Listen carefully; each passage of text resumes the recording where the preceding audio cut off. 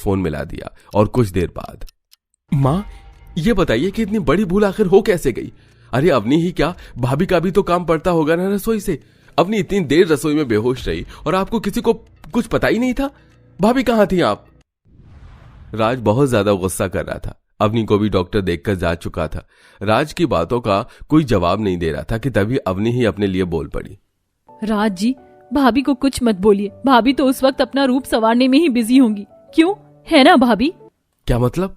मतलब ये कि राज जी, आपकी माँ ने भाभी के लिए घर में अलग से मेकअप रूम बनवाया है जो सिर्फ और सिर्फ तारा भाभी का है, और भाभी बस अपना सारा दिन उसी में गुजार देती हैं। मेरा कमरा रसोई है जो इनके मेकअप रूम से 5 गुना छोटी है, और उसमें बस मैं ही काम करती हूँ।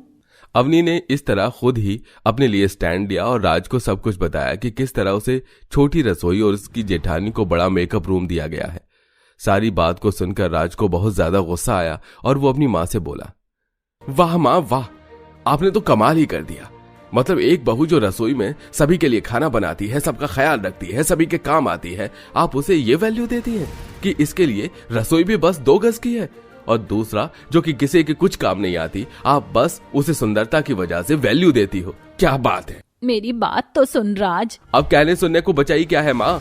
अब आप मेरी सुनो। मैं अब अवनी को इस घर में जरा भी नहीं रहने दूंगा। बस बहुत हुआ। जब भी आपको आपकी सुंदर बहू ही प्यारी है, इसलिए अब मैं और अवनी इस घर में नहीं रहेंगे। मैं उसके साथ कहीं और बस जाऊंगा और आप रहिए तारा भाभी के साथ। मेकअप रूम में क्या, सारे रूम ही उन्हें दे दीजिए।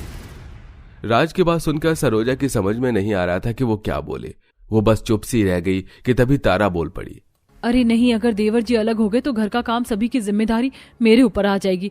इससे पहले ये कहीं जाए मैं बोल पड़ती हूँ। अगर ऐसा है तो फिर मैं ही क्यों माँ जी का बोझ संभालूं? मैं भी अलग हो रही हूँ, माँ जी कर लेंगी जैसे भी करेंगी। तारा की बात सुनकर सरोजा को मानो किसी ने हथियार मार दिया हो।